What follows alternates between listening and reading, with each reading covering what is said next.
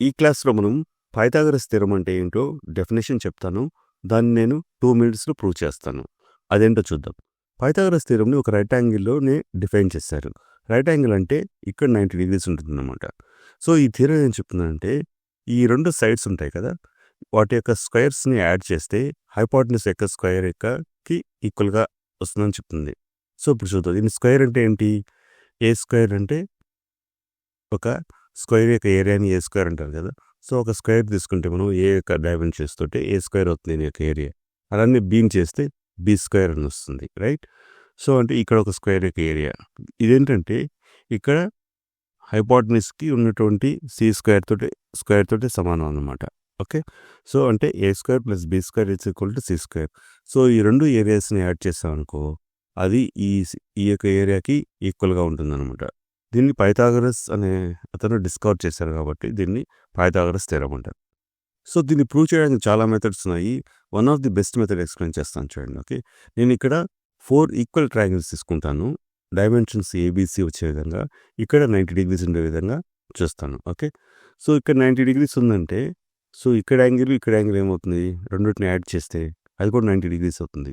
ఎందుకంటే ట్రయాంగిల్‌లో total 180 degrees కాబట్టి. Right?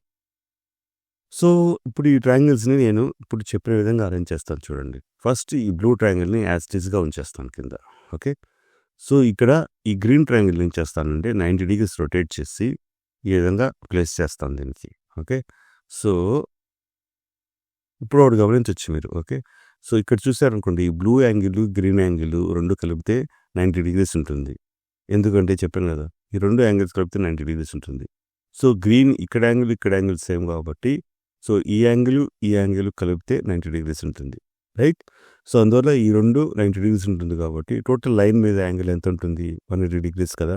So, దాంట్లో 90 పోతే ఇక్కడ సెంటర్‌లో ఉన్న యాంగిల్ 90 డిగ్రీస్ అవుతుంది. సో, అలానే ఇప్పుడు రెడ్ ట్రయాంగిల్ నేను ఇక్కడ అరేంజ్ చేస్తాను చూడండి. ఓకే. సో, ఇలా అరేంజ్ చేశాను రెడ్ ట్రయాంగిల్‌ని. అలానే యెల్లో ట్రయాంగిల్‌ని కూడా ఇలా అరేంజ్ చేశాను.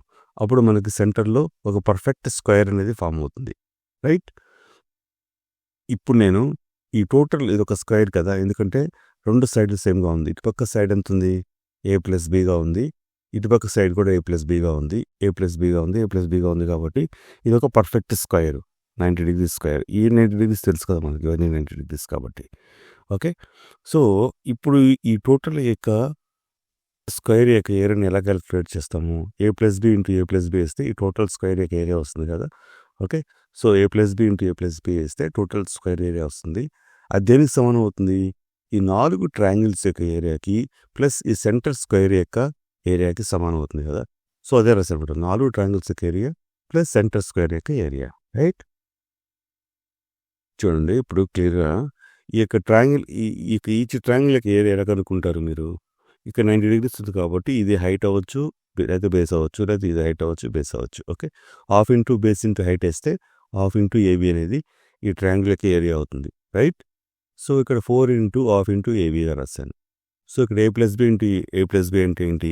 ఏ plus B whole square. So, దీన్ని ఎక్స్పాండ్ చేసామనుకో మనం A square plus B square plus 2ab వస్తుంది. రైట్? సో, ఇప్పుడు రైట్ సైడ్ దీన్ని సింప్లిఫై చేసామనుకోండి 4 ఇంటూ హాఫ్ ఏబీ సింప్లిఫై చేస్తే 2abగా వస్తుంది. రైట్? సో, ఇక్కడ ఏమవుతుంది? 2ab క్యాన్సిల్ అయిపోతుంది. మనకి ఫైనల్‌గా ఒక రైట్ యాంగిల్ ట్రయాంగిల్‌లో 2 సైడ్ యొక్క స్క్వేర్స్‌ని యాడ్ చేస్తే హైపోటెన్యూస్ స్క్వేర్‌కి ఈక్వల్‌గా ఉంటుందన్నమాట. మీకు వీడియో నచ్చితే లైక్ చేయండి. మీ ఫ్రెండ్స్ తోటి కూడా షేర్ చేయండి. Thank you.